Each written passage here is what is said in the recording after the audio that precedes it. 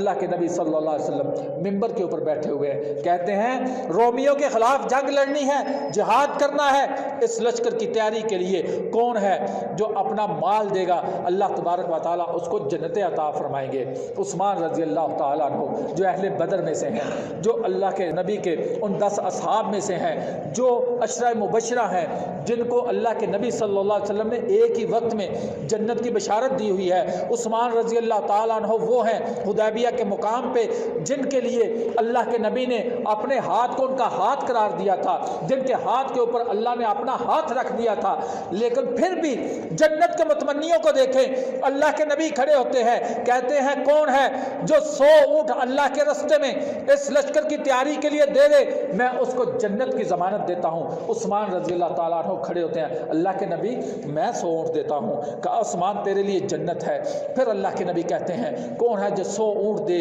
اور اللہ سے اس کی جنت لے لے؟ عثمان رضی اللہ تعالیٰ عنہ پھر کھڑے ہوتے ہیں، کہتے ہیں اللہ کے نبی میں 100 اونٹ دیتا ہوں۔ کہتے ہیں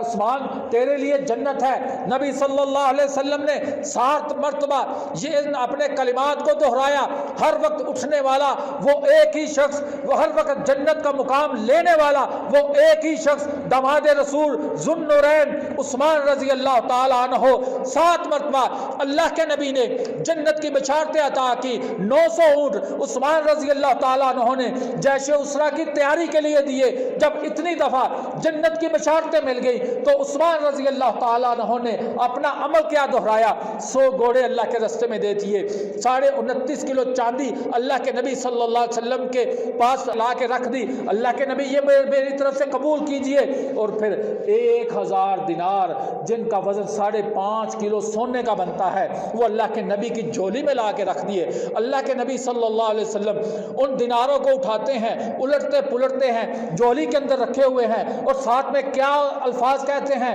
عثمان ما ضر عثمان ما عمل بعد اليوم قط، اے عثمان آج کے بعد تو چاہے کیسا ہی عمل کیوں نہ کرے اللہ تجھے جنت دے کے ہی چھوڑے گا۔